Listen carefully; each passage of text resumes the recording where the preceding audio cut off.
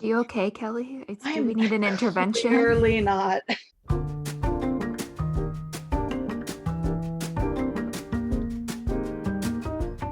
Hi, I'm Julia, I'm Rachael, And I'm Kelly. and this is What You Should Read. the podcast where we should all over our books. It's been a long week. It's been a long year. Let's be frank. It's the end of 2020, so we are legally obligated to comment on the longness of 2020. Longest decade of my entire life. Right. But I am still very excited that we are doing our 2020 wrap-up episode today, and we're going to get into that in just a few minutes. But first, Rachael, what are you reading this week? So I'm very excited about what I'm reading. It's called Song of Blood and Stone by Penelope. I think I hauled this in recent acquisitions a couple of months ago, and I'm getting around to it. I am in love with this book. I was just telling Julia before we started recording, I think that if I had finished this before today, it would have made my top 5 books of the year, which we are going to discuss later. But because I haven't finished it yet, I didn't want to put it on there prematurely. But it is so good. It is about, so in the world we're in, there's a few different countries in this land, but there's the 2 big ones that are like constantly at war with each other, or in between being at war with each other, Elsira and Lagrimar, and they are separated by this magical veil called the Mantle. And, anytime there's a break in the barrier, there's a war, because the Lagrimar king is like constantly trying to get to Elsira's lands and utilize them for, farming and things like that. And there's a magic system in this book called Earth Song, and the people who use it, they call it my song, and they say like when I sing, because using the magic is called singing, which I think is really beautiful. And I just want to say that this author is so good at world building in a way that is like so effortless. I'm totally in the world. I totally understand what's going on. It's not like, it's high fantasy, but it's not like, I don't want to call out any authors, so I'm just going to say it's really approachable and very, very fun. And I thought it was YA at first. It is not YA. It's maybe like new adult. She's like, the main character is like 19. But it not that YA can't be dark and have like really like themes like violence and sexual assault, but this like has actual like scenes of violence and like attempted sexual assaults, so big trigger warning.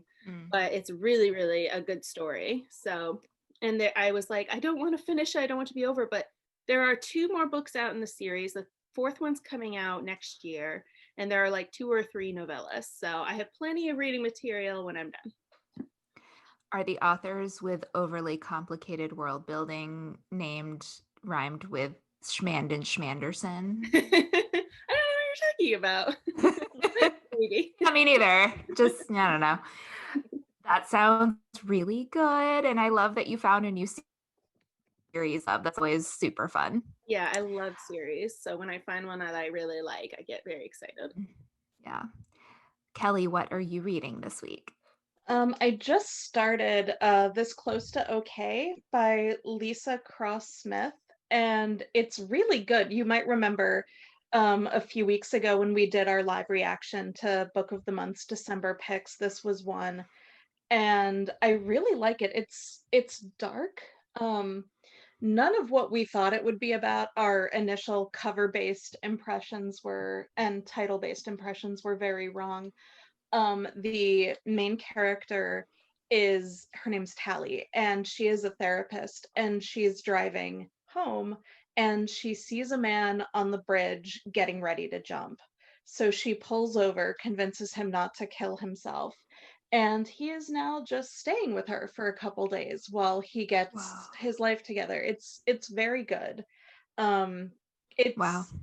I think it will end up being very hopeful, but right now I'm very concerned for Tally because this may not be a good decision.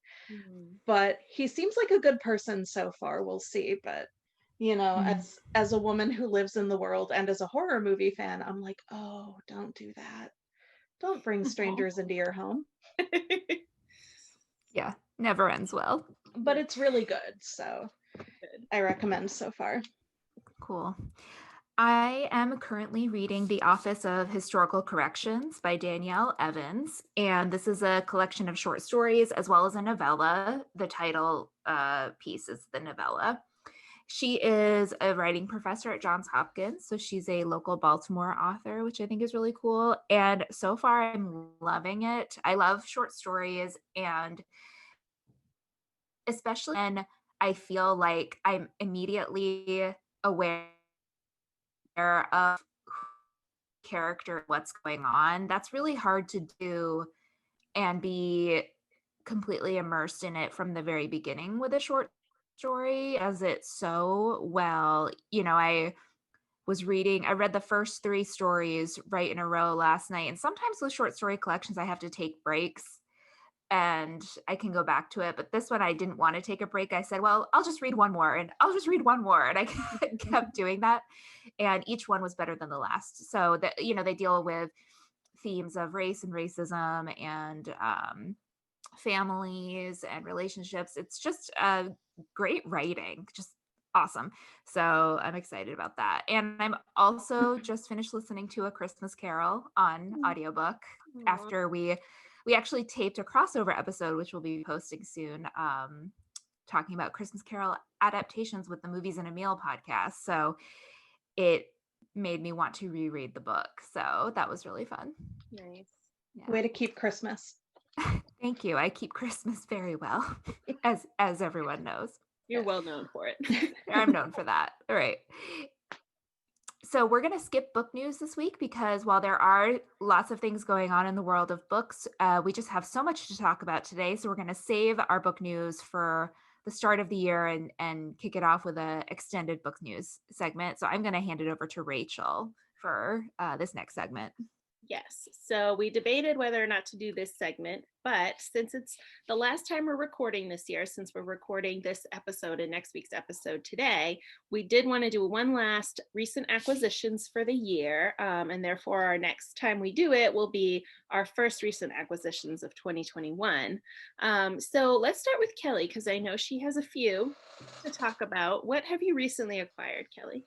Oh gosh, so many things. But first, I want to share a recent acquisition for the podcast. We have our new youngest fan, best friend of the pod, Leesa Weimer, has a new grandson who was born a few days ago.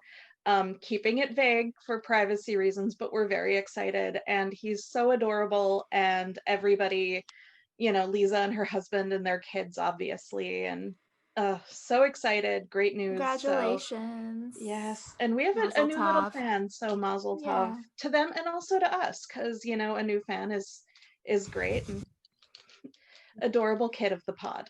Now we need onesie merch. I know, we do. And please think about that and not the incredible amount of books I'm about to show off. So here we go. I got Plain Bad Heroines by Emily Danforth because my online book club will be reading it for January. It is very thick. I have not started it. Wow.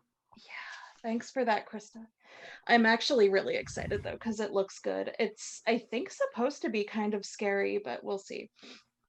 I got Miss Benson's Beetle by Rachel Joyce because it looks very good and very fun. And I will likely be reading it, hopefully with at least one other person. That would be Julia. Because I have it. Yes.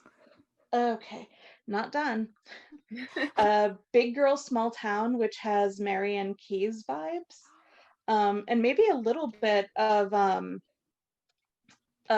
Bridget Jones, but it's set in Ireland, I think. Yes, it won the Irish Book Award for Newcomer of the Year.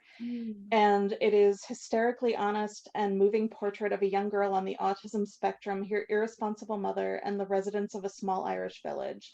And it's been compared to Eleanor Oliphant as Completely Fine, which I loved, and the sitcom Dairy Girls.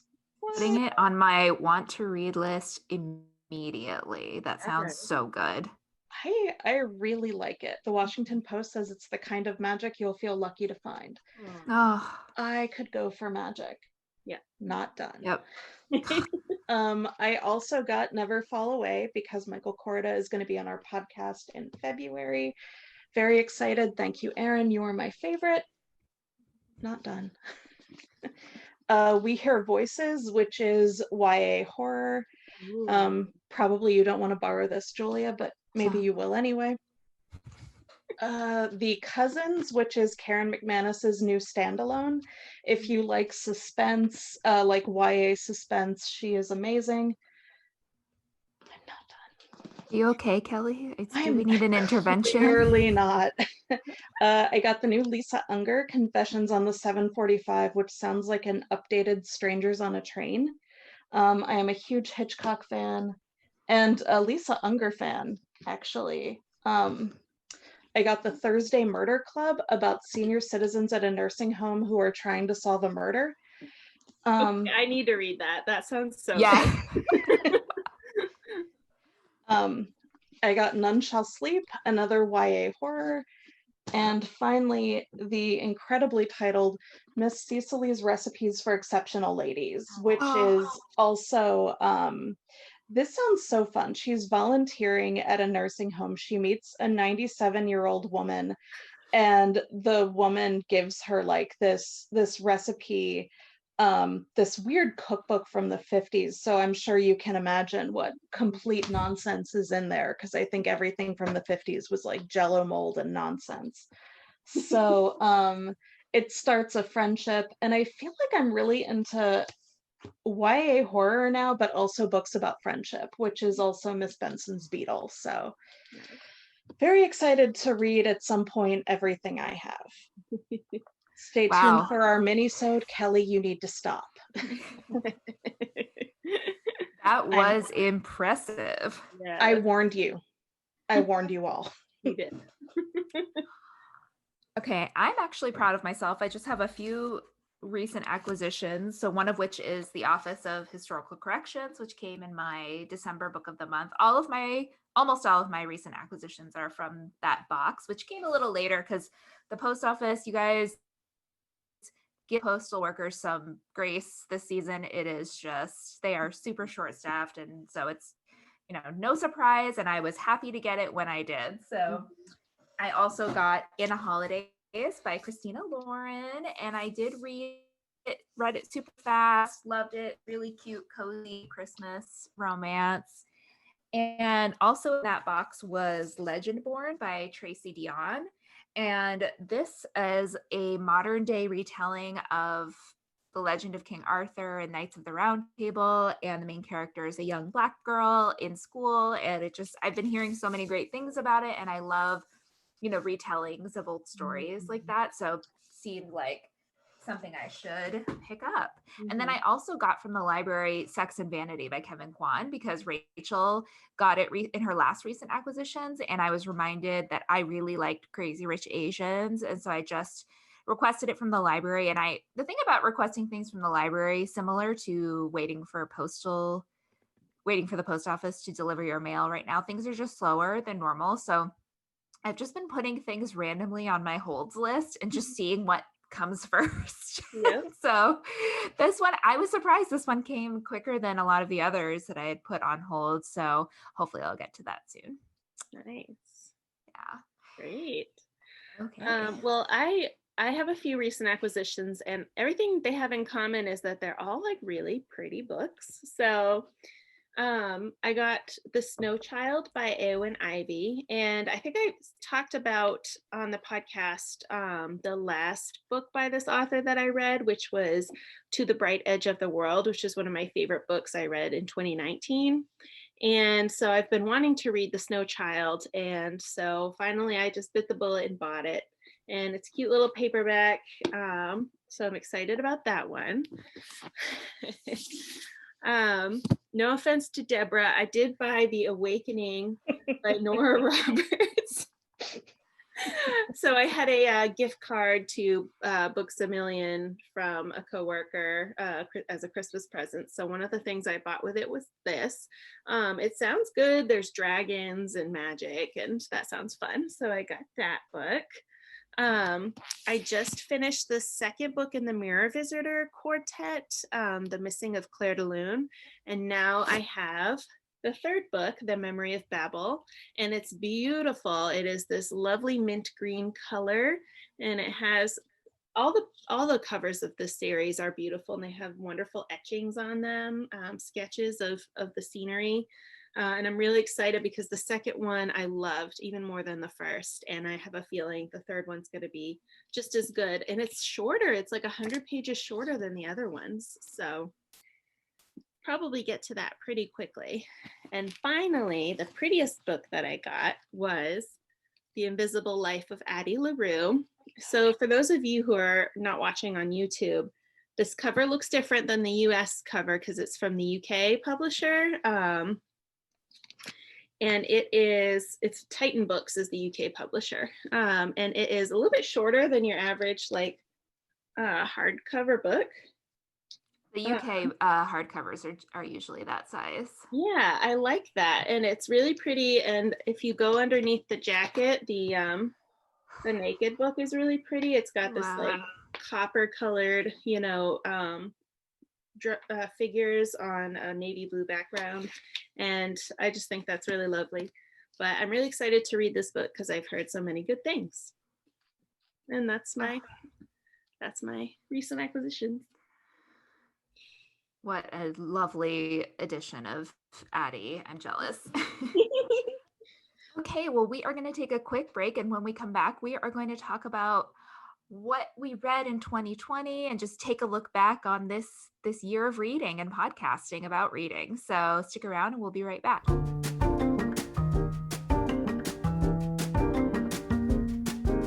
Okay, we are back.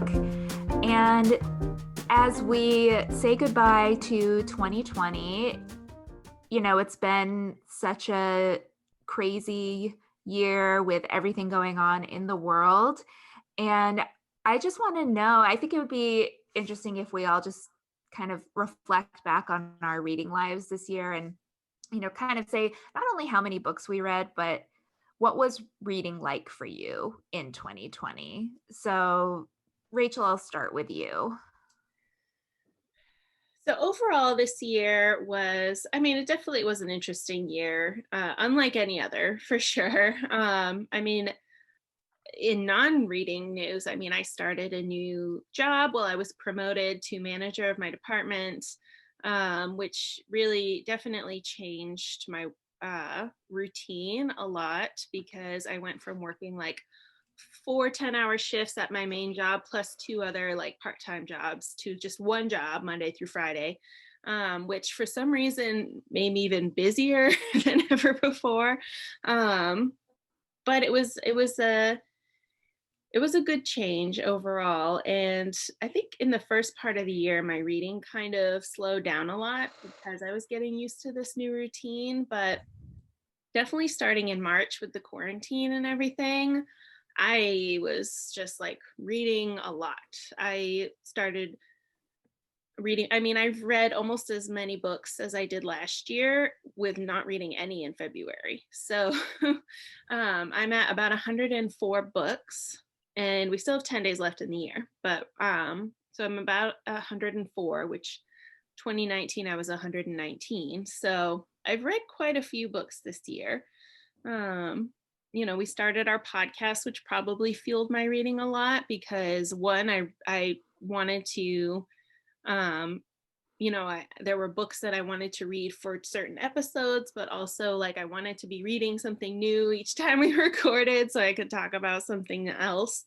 And it just made it even more fun. So overall, I think it's been a good reading year for me.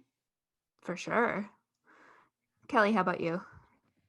As I have said, this has not been a great reading year for me. I even now when I'm doing better, I still spend way too much time on my phone, mostly on social media, which is a good and bad thing, really. I know a lot of people hate Facebook. I love Facebook, but it is a giant time suck for me. I don't have super specifics like how many nonfiction books I read, but thank you to Goodreads year in review. So I found out that the average length of the books I read this year is 301 pages, which is really not a lot. It's a bunch of really short books, I guess.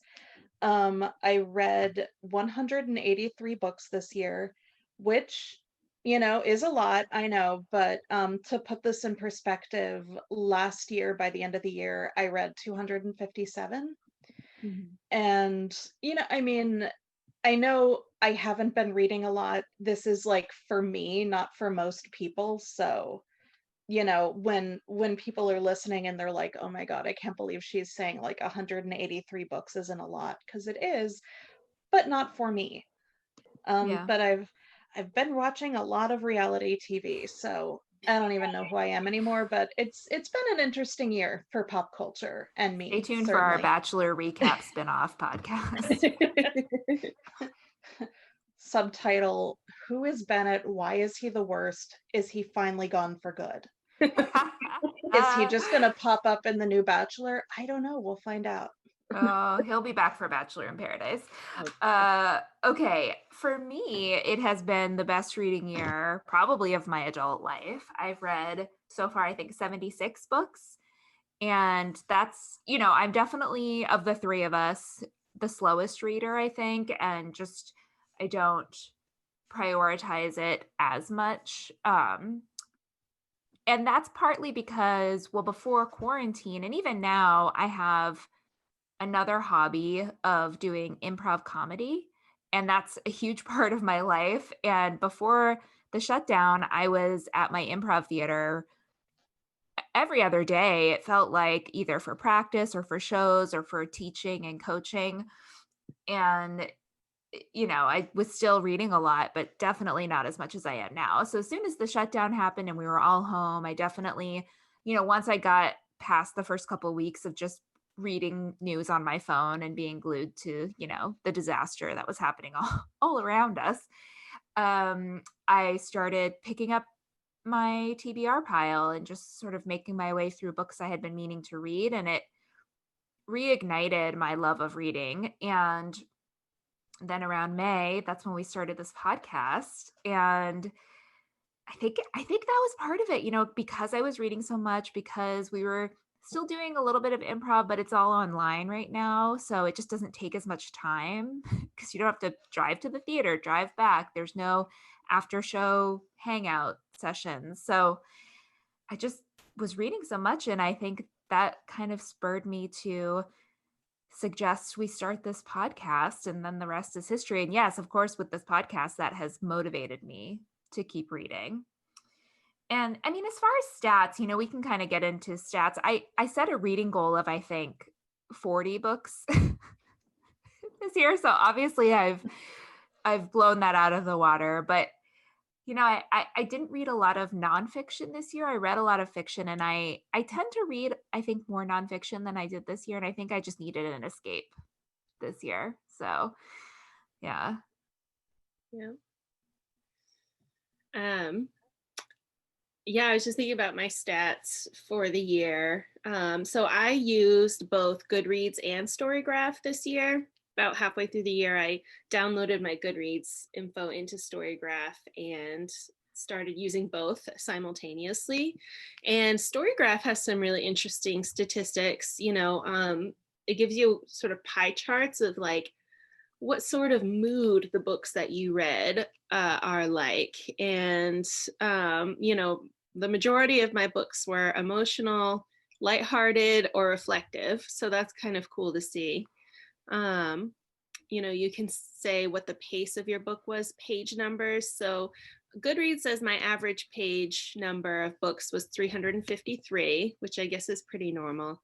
And on Storygraph, it's like most of my books were between 300 and 500 pages.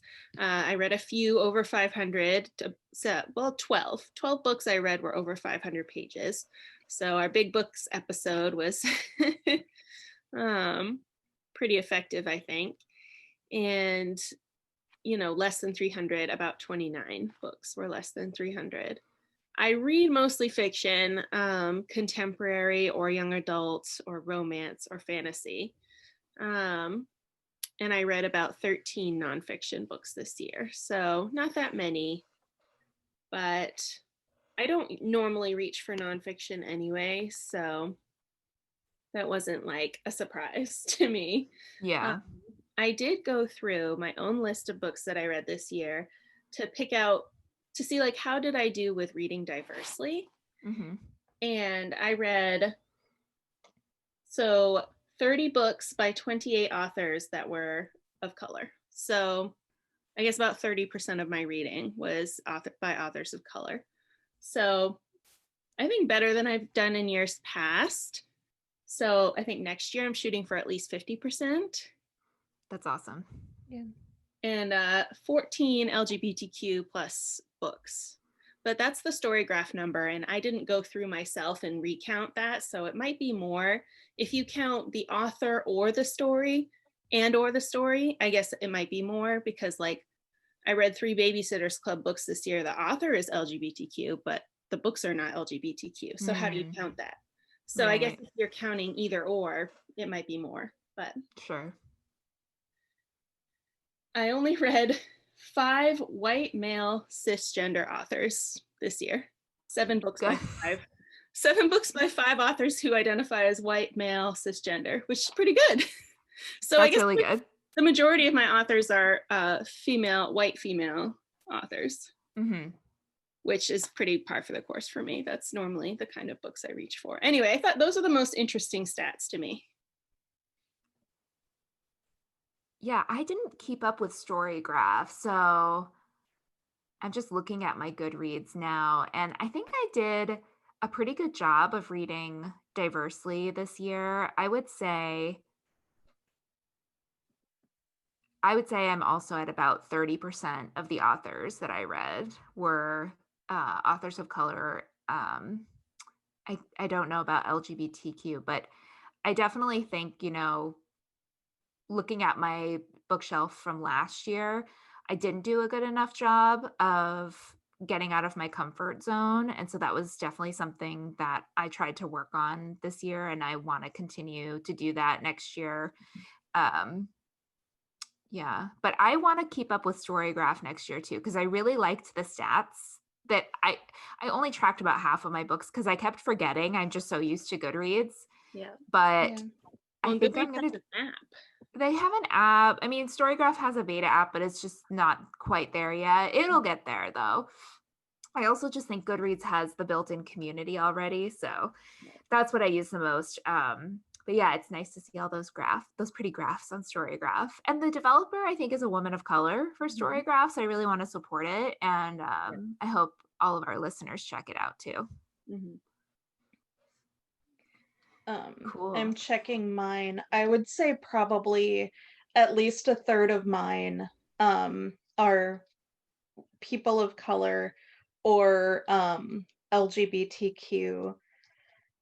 I also did not keep up with Storygraph, so I think I'm going to add a goal for next year to be, I'm going to do Storygraph, because I like that too. And I'm sure that off the top of my head, I would think, oh, most of mine are probably contemporary YA and, like lighthearted, whatever. But I'd like to see if that was true, because, I thought I was doing a crappy job reading, and I did a lot better than I thought. So I feel like maybe a lot of times what we think is not actually reality. So it's fun to see that played out, in real time with my.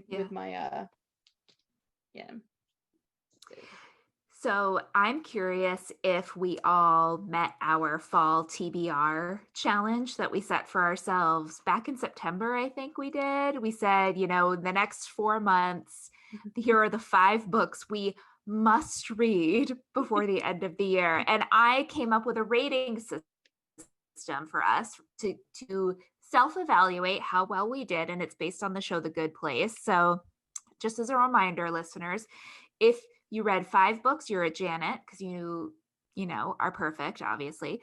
If you read 4 books, you're Tahani, so you're pretty good, but just always second best. If you read 3 books, you're a Michael, because to average is human. If you read 2 books, you are an Eleanor, Arizona trash bag. If you read 1 book, Jason, oh dip, you read a book. If you read 0, though, you're a cheaty because you just couldn't decide which one to start with. So I'll go first. I'm a Michael. Okay. I averaged out, and I'm happy about that, because I am a mood reader through and through. So as soon as I set my TBR, I immediately didn't want to read any of them because it was like I had to. And I'm bad with reading challenges in general. I just they don't motivate me. So I knew this was, at first I said, oh, I'm going to read 5 because I have to be the best. But then I thought about it more once I had to actually read them. And I was like, oh no, now I don't want to read them because it's a challenge. But I did pretty well considering that. So I read Come Tumbling Down by Shauna McGuire, which was her latest in her Wayward Children series. I read Ask Again, Yes by Mary Beth Keane, which was just a 3-star read for me. It was just okay, but I'm glad I read it. It's been on my shelf for a while. And I also read, oh my gosh, now I can't remember. The Great Alone. The Great Alone by Kristen Hanna. Oh, well, how could I forget? That was such a good book. 5 stars. And it was the first book that Rachael recommended to me when we started the podcast. So super happy that I ended up reading that. I only got through a few stories in Toil and Trouble, which is a collection of witchy YA short stories. It just wasn't for me. And I love short story collections, but there was only one that I really enjoyed. And then I got through 4 of them and I just stopped. So I think I'm going to DNF it. So I'm not counting that one, even though I did read some of it. And then I'm so disappointed. I still haven't finished the Broken Earth trilogy by N.K. Jemisin. I read The Obelisk's Gate, and now I still haven't read The Stone Sky, which is the last book in the series. And I got it on my Kindle. I just haven't been in the mood for this, going back into this world. And I know once I do, I will, be right back in it, but it just hasn't been, what I want in the moment yet. So maybe, who knows, maybe I'll finish it before the end of the year, but I think I'm a Michael. There we go. Well, I'll go next because I am actually a Tahani. So I read 4 out of the 5 books. I actually read 4.5, but I'll talk about the one that I DNF'd. I read The Missing of Claire de Lune by Christelle Dabos, second book in the Mirror Visitor Quartet. Loved it. So good. I reread One Day in December by Josie Silver. I loved it again. I think I'm going to have to reread that every year or two. It's just so good. Yeah. I read Text Me When You Get Home by Kayleen Schaefer, which was a nonfiction, and it was really, really good. And then the final book that I read out of my 5 was Una Out of Order by Margarita Montemore, and I also really enjoyed that. So the 4 out of 5 that I did read were either 4 or 5-star books. They were all very, very good. And the one that I didn't finish was The Stand by Stephen King. And I did talk about this in last week's episode. I couldn't care enough to finish it. I got 700 out of 1,200 pages into it, and I just was like, no thanks. So I DNF'd it. Even though I read more than half of it, I'm calling it a DNF, and I am a Tahani. I almost there, but just not quite perfect. I love Tahani. Her flaws are what make her lovable. So yes, exactly. All right, Kelly. Okay, so I'm going to preface this by saying that every time I start a challenge, I fail because once I put it on a list, I spend a lot of time making lists of things I want to read, things I want to watch, things I want to do. And then I write it down and I instantly lose all interest. Yep. Except it turns out if there is a competition aspect. And then I'm like, I'm going to win this. And so for once in my life, I am a Janet. I read all 5. Really all 6, because we were also going to read the Book of Two Ways. So I guess technically I'm the judge, or maybe Camilla. I don't even know. One of those two, Camilla. for sure. Nice. Maybe Sean. Probably No, Sean. you're Maya Rudolph as the judge. Yeah, Thank sure. you. That's a lot better. awesome. That's great. And everything I read was great. The Nina LaCour was fantastic. Watch Over Me. The Joe Walton, I think you would really like. I might have left it at your house. Sanctuary? No, but that's great too. Or What You Will is Oh. the Joe Walton one, where it's this this character in an author's book, and he is a sentient being, and he thinks that as she's getting older, she's getting ready to die, and he knows that once she dies, he's gone. And so he's trying to figure out a way to make her live forever so that he can live forever. I loved that. Sanctuary was great. Everything I picked was really good. So that helped. Yeah. Cool. Nice. So. Okay, I'm curious what our favorite books of the year. It's so hard to pick. So hard. Oh God. Should we just do like a round robin, like of our top 5? Yeah, just like one at a time or all 5 at once? Let's do one at a time, just like rapid fire, I think. Fire. Okay. Yeah. All right, want we go first? Sure. All right, my first one, and mine are in no particular order. It's not like 5, 4, 3, 2, 1. It's just like these are the 5 that I think of most. The Deep by River Solomon. Excellent. Yep. Kelly, you go next. Okay. Mine will be in the order I read them. And this is by no means a comprehensive list, but my first one, I'm going to say Una Out of Order, because I loved it. It was so fun. Everything about it was perfect. Yes. Great. You know what's so funny? That's my first one too, and I was actually looking through my Goodreads reviews for the year, and I wrote in my review, and I read this book before we even started the podcast, I think, early. And it was, I'm calling it now, favorite book of the year.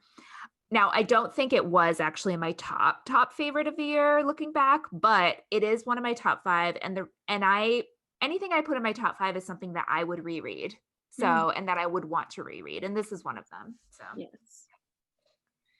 And my top 5, I reread a couple of books this year that might have been in my top 5, but I'm not counting rereads in my top 5.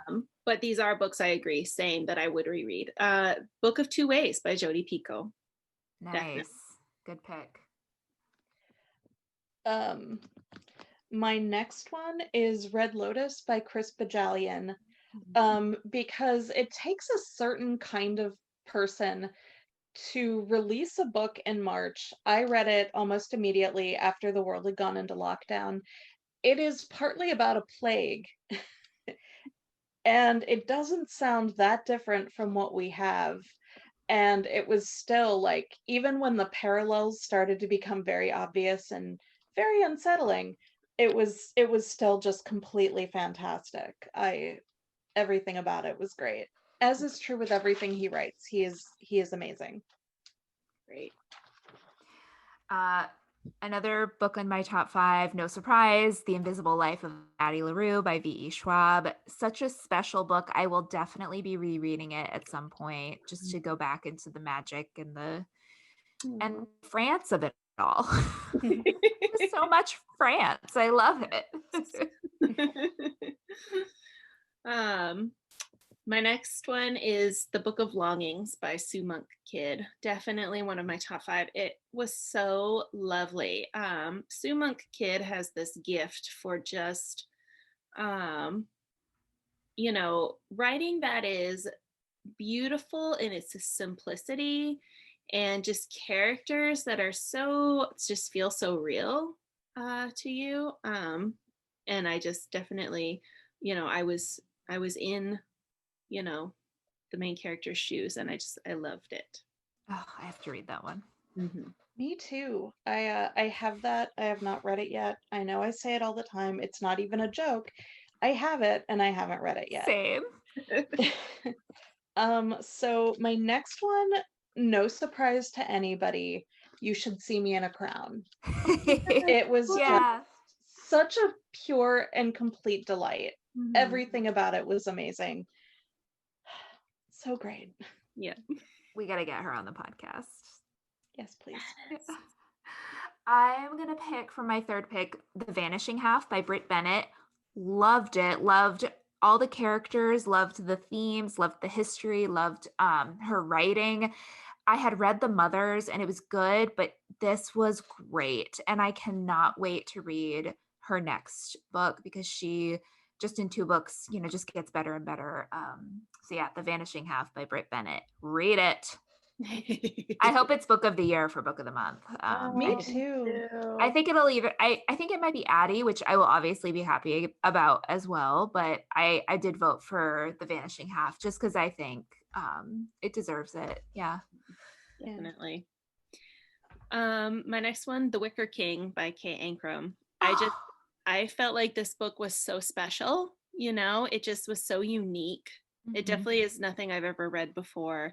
And obviously we had her on the podcast and she was great, and that just deepened my love for the book. But I don't know what it was about this book that made it so stick out so much to me, but the only word I can think of is special. It was a special book. Yeah. Oh, I love her. Sorry, what was your first one, Rachel? I was very interested in what was going on and I forgot to write and listen. It was The Deep by Rivers Solomon. Awesome, thank you. And then you finished and it was my turn and I'm like, oh, I should be writing these down. Oh yeah. Oh, Kelly. Okay, so I had kind of decided that I didn't want to mention books by people that I know because that feels like it feels like maybe a little bit disingenuous. So I would like to come back and mention the legitimately wonderful books that I read by people that I know. But I had this whole thing that I needed to say, and most of it is gone. I also didn't want to do anything that didn't come out this year, which is why Kindred is not on the list, but it was probably the actual best book I read this year. So my fourth pick is This Is My America. I thought it was just completely wonderful. I feel like right now there are all these diverse YA books, like a lot, but this year specifically, and I'm kind of jealous because I feel like kids today are gonna know so much more than I knew at their age. Probably so much more than I even know now. So, I'm so happy, such a great year for books. Yeah. Agreed. My fourth pick, it didn't come out this year, but it did come out late in the year last year, and it was on President Obama's top books of 2019 that he read, and that's why I picked it up, and I'm so glad I did. And it's Exhalation by Ted Chiang, and it's a collection of short stories. He writes beautiful science fiction short stories. The movie Arrival was based on his short story. And this collection is just so good. I keep thinking about the different stories that I read and the messages in them. And I don't think I've talked about it enough on this podcast. I think I read it in January or February. So that could be why, but it has stayed with me and I will definitely be rereading it. And I have to get his other collection that Arrival is in because I haven't read that yet, but I definitely want to. He's an author that I will now always pick up. So yeah. All right. So the last one of my top fives also didn't come out this year, but not all of mine did. But Darius the Great is Not Okay. The sequel did come out this year. But Darius the Great is Not Okay. It's just another book that just like lives in my heart forever and always. I sobbed like a baby for probably half the book. Yeah. It is so moving. It is so good. I just want to protect Darius at all costs. He deserves all happiness in the whole world. And another author that we had on the podcast, Adib Khorram, who was just a lovely person, and it just like made me love it even more. But I would definitely reread that book over and over again. It's so good. I would die for Darius. Yes. I love him so much. Yes. Oh, yes. Cosign. Yeah. I wonder how he's doing. Yeah. I don't think quarantine is maybe good for Darius. Yeah. Hopefully All he's right, with his dad. Yeah, he and his dad are keeping each other company, so they're okay. God. Binging all the Star Yeah. Trek. Oh God, Star Trek. I know the difference. Oh God. So my last one is The Book of Two Ways, which I thought was just amazing and perfect. And I feel like we could probably do like 20 episodes based on that book and still have stuff to talk about. It's perfect. Yeah. It was good. It was so good. So good. My last pick, though, is Black Sun by Rebecca Roanhorse. I'm still thinking about it. I can't wait for the sequel. I think it's, to me, I think I'm going to like this series even more than the N.K. Jemisin, The Broken Earth trilogy, which is I kind of link them in my mind, but we'll see. I mean, I haven't finished either series, so I can't say for sure. But yeah, it was such a surprise to me how much I liked it, because I do like fantasy, but I'm not as big of a fantasy series reader as, say, Rachael is. So the fact that I loved it this much was really nice. So yeah, we have done our top 5 of the year. I like our picks. I do too. Good picks. Yes. Is there like an author that sticks out to either of you that you read for the first time this year that now you're just like, oh, anything this author writes, for me, it is Kay Ankrum, because I read The Weight of the Stars before we started this podcast, and I think I couldn't shut up about it. And then The Wicker King, and then we had her on, and I'm like, okay, anything you write, I will read. Like, no questions asked. Definitely. I would co-sign that. I would also add Talia Hibbert is one that I read for the first time this year, and I will read anything that she puts out. She's got her final Brown sister book coming out next year, Act Your Age, Eve Brown. I did get her Christmas book off Kobo, but I haven't read it yet. I will probably this week, have a plan to read a bunch of Christmassy books this week. But yeah, I think she's a fun romance author. Her books are very steamy, but also like very real characters, very vivid characters, and I love that. I co-sign Kay Ankrum. I haven't read Talia Hibbert yet. I definitely will. I read my first Nick Stone book this year, Dear Martin, and then I followed it with the sequel, Dear Justice. I loved both. Everything Leah Johnson does, she wrote You Should See Me in a Crown. I will read whatever she does forever for the rest of my life. And I think Tiffany Jackson was not new to me this year, but I read Grown, and that was just amazing. I don't think 5 was enough. I'm gonna need to read every other great book I read this year. So give me 10 minutes, please. Yeah, I think we could like have a whole hour just talking about our favorite books this year. There were a lot of good ones, so yes, definitely, go back through our old episodes, everyone. I need to talk about Midnight Library and The House on the Cerulean Sea. Both are amazing. Read them immediately.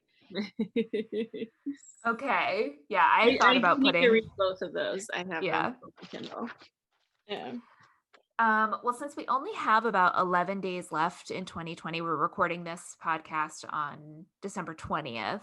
So are there any books you will definitely be reading before the end of the year? I definitely some Christmassy books. I want to read all the Christmassy books that I haven't read yet. I have a bunch on Kindle. I think I want to try to read Girl, Woman, Other by Bernardine Evaristo. That it won the Booker Prize last year, and it's just one that's been sitting on my shelf for a few months, and I really want to read it. Beyond that, whatever I have time to get to. I am on vacation for the next full week, so until after Christmas, so I have plenty of time to read. So we'll see what I get to. I'm hoping to get to a lot of books. Cool. I'm definitely finishing this close to okay. I don't know what my next book will be, but I have really been in a huge thriller mood, and We Hear Voices sounds very scary. But also I love Michael Koryta, and there's a new book of his over here, so unfortunately what I know it will not be is Plain Bad Heroines, which again I need to read by the end of January, and I think it's like 600 or 700 pages. Wow. Please pray for Kelly. Wow. Thoughts and prayers. Yeah, thank you. So those of you who are familiar with Book of the Month might know that they had a challenge this year that if you read 12 books, and also if 3 of those books were debuts, and if I think 5 or 6 different genres were incorporated, you got a candle. So I love candles. And I honestly did not push myself to meet this challenge. I was like, you know what, if it happens, it happens, great. But I know myself in challenges, and I didn't want to put the pressure on. I like to read what I want to read in the moment. But I was looking at the app this morning, and I'm only 1 book away. And it has to be a debut. So that narrows it down. I only have 3 books that could conceivably fit. So I'm going to pick the shortest one, which also happens to be the one that's been on my shelf the longest. So it's 3 Women by Leesa Tadeo. And it's also nonfiction, which is nice because I haven't read enough nonfiction. And it's about this woman. I mean, Leesa Tadeo followed 3 different women and writes about their sex lives, basically. And it sounds really interesting. And I think, I'm ready to read this one. So, and it's under 300 pages, so I don't think it'll take that long. But then I'll get my candle. Other than that, I don't really have any books that I'm like, I have to read this before the end of the year. I probably will read some Christmas books. I might just watch a bunch of Christmas movies and take it easy for the rest of the year. We'll see. What are the other 2 debuts? Just out of curiosity. Yes. So one is White Ivy by Susie Yang. And I think Keith from Movies and a Meal said he read this and that it was really good. Keith yes, it did not make my recent acquisitions, but it is another recent acquisition that I bought specifically because Keith said it's really good. Yeah. So, but it's kind of dark, he said as well. So I don't know if I'm like want something dark in the next couple weeks. I kind of want to keep it light. The other one also sounds really good. It's The Unraveling of Cassidy Holmes. I actually was going to have you guys help me decide by voting, but then I decided already that I wanted to read the shorter one because these are both like almost 400 pages. Yeah. I support you. Yeah. Thank you. That's a good call. I'll get to both of these eventually. Yeah. But if you need the help, I vote for 3 Women. Thank you. You're welcome. Well, this was great. What a year. I also just want to kind of look back on the year in podcasting, just real quick, like just to reflect back and not to get all mushy, but it's been such a wonderful experience learning how to do a podcast and also podcasting with the 2 of you, 2 of my closest friends, and my sister, Rach. And, it's kind of taught me that I have some good ideas and I'm able to follow through with them. And that makes me kind of proud that we have done so much this year. So thanks. You have nothing but good ideas. And Thank you.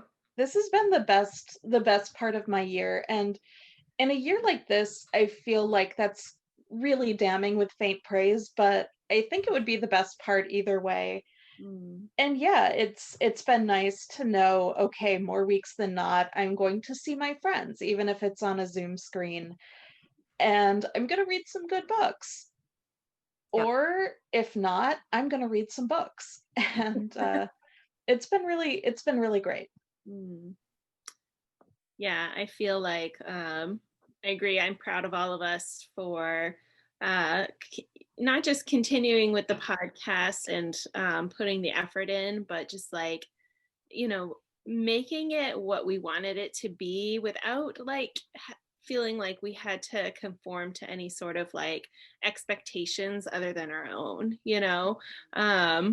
We just are doing it because we love it. We're doing it because it's fun, and we're going to keep doing it because it's fun. And if it stops being fun, we'll stop doing it. But I don't see that happening anytime soon. So yeah, I think that was kind of the thing we said at the very beginning, right? Like, we're going to do what's fun and what sounds fun. And that's going to be the number one goal every episode. And I think that's why we really haven't lost steam at all. There were only a couple times where we were like, oh, let's take this week off. There's a lot going on, but Yeah. I don't know. I look forward to this every week. I look forward to preparing for it and editing it. And it's just fun. And I love interacting with listeners, when they give us feedback and talk about the episodes. So, keep chatting with us on Twitter and Instagram. We love that.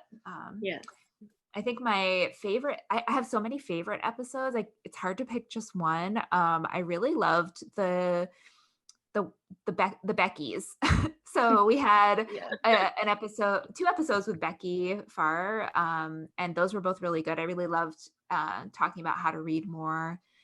And then I loved the episode we did with our mom, Becky Hall, talking about Stephen King. That just ended up being such a great episode listening back. And it was so fun to talk to her about books. And yeah, that was special. Definitely.